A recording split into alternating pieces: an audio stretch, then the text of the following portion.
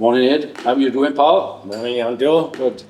Gym session this morning? Yes, thank you. Yes. Bust my gut completely. And I noticed you moving around there like a gazelle this morning, and you're in the style that you do. Tell me, if you had to liken yourself to a cartoon character in the gym, would you class yourself more like the Roadrunner or Fog-on, Leg-on? Fog-on, Leg-on, definitely. You're definitely a Fog-on, yeah. Especially in the sauna. Shot over doubt. Brilliant. We're in our second home here, really, aren't we, Machynnes? We are indeed. And we've had some... Life goes round in a circle, actually, Ando. I think I started my business career here in Machynnes in an old scrapyard, and now we've got this wonderful golf course. Jewel in the crown, actually, and... For Llanelli it is. We spend a lot of time here, constructively as well as socially. But we're here this morning, really, to talk about the legend who needs no introduction in this neck of the woods, Phil Bennett, better known as Benny, who sadly passed away in 2022. 22, right. Yeah, it's a difficult one, isn't it, when you're sitting here and you're reflecting on somebody that was a legend on the rugby field. But not just that, really, was he? He was more than that, because people will know of his prowess on the field and how good he was. He was a unique talent, and nobody will replicate the way he played the game. But off the field, he was more than that, wasn't he? He was a gentleman, he was kind-hearted, he would help anybody. And I know he touched on your life, he touched on my life. But just reflect, before we go into the foundation, just reflect. I know that he was a young lad, grew up, Benny was your hero, and I know you often tell me that you would watch him from the Tanner Bank in Stradi. So just reflect on some of those moments that you remember from growing up and Benny on the field first and foremost. For me, being born in '66, the impressionable age in the '70s, fortunate enough to see the Welsh rugby golden era in its pomp, which had a host of scarlets in it. Benny was magical. In the words of the legendary Bill McLaren, the little general from Llanelli, his influence in the victory against the All Blacks in '72, their 5 Schweppes Cup wins, the Floodlight Alliance in midweek, he just set the team alight. A lot evolved around him. He was just literally magic. And as kids at impressionable ages, I mean, I was fortunate to go to my first real rugby international with my grandfather to the old Cardiff Arms Park in the North Terrace at probably the age of 7. And I saw one of the greatest tries ever, started by Benny, 73 All Blacks against Barbarians. That included 3 scarlets. Benny started it, Tommy David involved, and the pass from DQ to Gareth Edwards finished the try-off. So culmination of all that, naturally, Benny was my hero, like many youngsters in Llanelli as it was back in the day when rugby was the core of the town, in a town then that was a community that was based on the back of heavy industry, a camaraderie that was quite unique actually. And sadly a lot of that has disappeared now. Unfortunately, I think in the modern world we see there's a correlation, I think, between the economy and rugby football, and certainly communities are diminishing with heavy industry leaving our town, which is quite sad. However, we have a legacy of a wonderful rugby club that Phil was obviously president of, and sort of alluding to a lot of what he did off the field. I mean, I was fortunate, Yando, in the late 80s, I had a little stint being a Turk, playing for the Jacks. In the days when there were no mobile phones, I'd have Pat ring me on a Tuesday and a Thursday film video at the Morva Stadium. He used to take me sprinting on lunchtimes, put yards on me, when actually I'd be playing against the Scarlets in Stradey Park, perhaps the following Saturday. So Benny touched on me in my early 20s. Sort of significant for me. We all have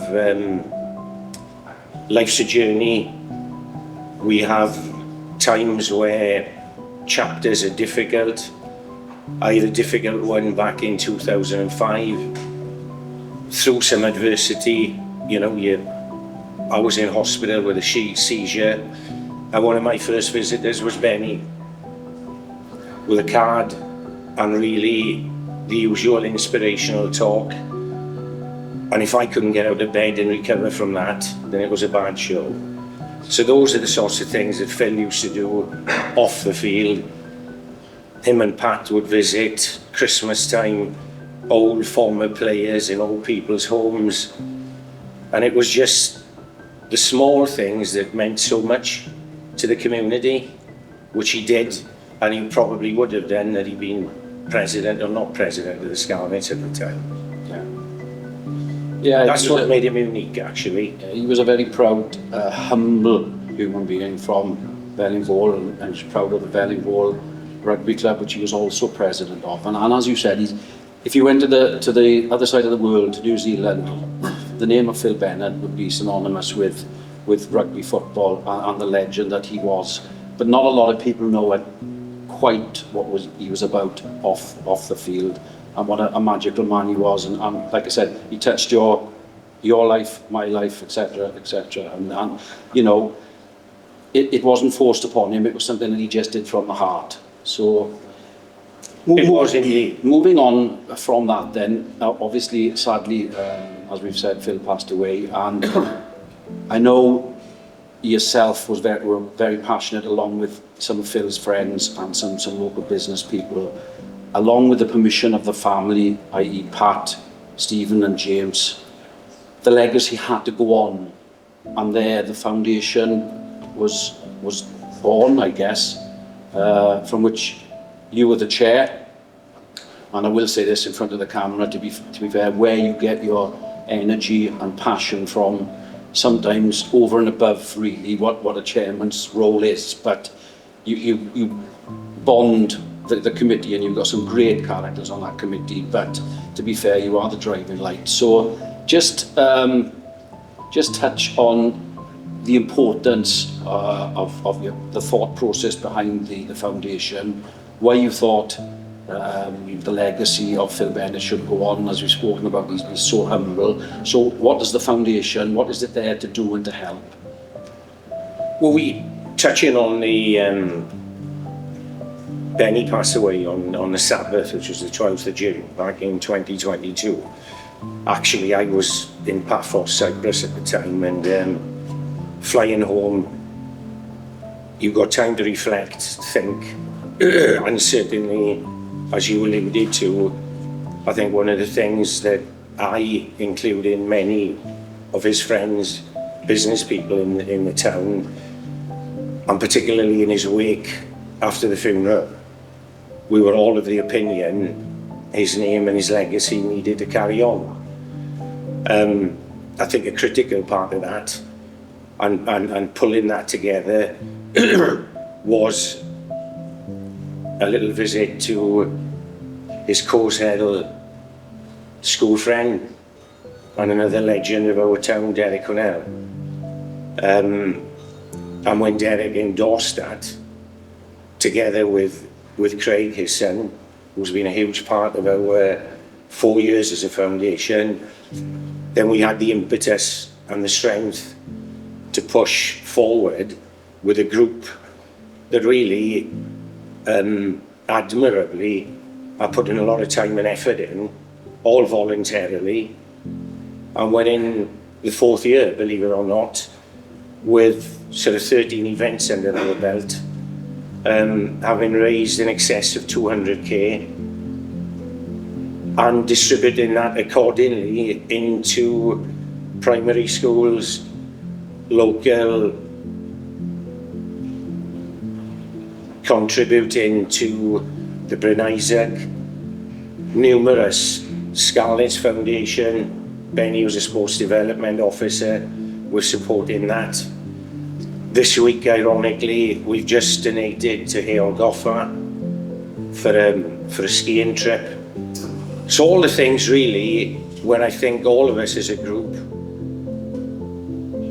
look and think would Phil approve? Certainly, the whole ethos is to support underprivileged children in sport. And that's the strapline, the mission statement, which we're adhering to, and gives us all great pleasure in giving something back into the community. So you mentioned you've done 13 events to date. Just pick out one. They were all great events because I've attended them all, and to be fair, they are like a class above anything I've ever been to. But pick out one which sticks in your mind. I think we've certainly been through. We've gone from Llanelli to Cardiff, to Newport, to London, to Dubai. By popular demand, we'll have our third event in Dubai in October. However, the one that probably sticks out the most is the 50th anniversary of the 74 Lions in the Celtic manner, and more so in respects of, naturally, they were invincible. Bringing those guys back for a reunion. Benny's hero was Willie John, and having DQ fly to Ireland, we had Willie John on video that day. Benny was on sort of live on screen in terms of some of the work that he'd done with the wooden spoon, and quote Pat, it was as if Phil was in the room. And seeing all those people come back together, on the eve of the event, we had Syria McGeechan with a group of us for an hour chatting about memories, etc. Stuff that really would have cost us a fortune in an auction item, in an event. So having all those legends back to celebrate the 50th anniversary under one roof probably will stick in the memory more than the other events that we've had. I'd probably agree with you there. It was quite a emotional. It was incredibly emotional, especially with the bagpipe player leading the guys in. That will stick in my memory for a long time to come. So those are the events that have been done. Not to say, obviously, we had the Welsh character in Bobby Windsor. Oh. What can you say about that? I'll never ever forget those. Would never be politically correct as long as he's got a breath in his body. But he got away with it. Absolutely. Yeah, fantastic. He was a good character. Superb. So what's the plans for the future? What's the next events coming up? What do you got in there? We just had a Sporting Legends here at Machynnes. Just touch on that because Machynnes was absolutely fantastic that day. We filled the two rooms here, which goes around the corner there. We had 186 people, didn't we? And Machynnes absolutely nailed it. The staff are incredible here. The food and the service was second to none. So we can thank Jim Anderson and Nick, resort manager, for putting it all together. But the staff on that day was superb, I thought. They did a fantastic job. Absolutely nailed it. Yeah.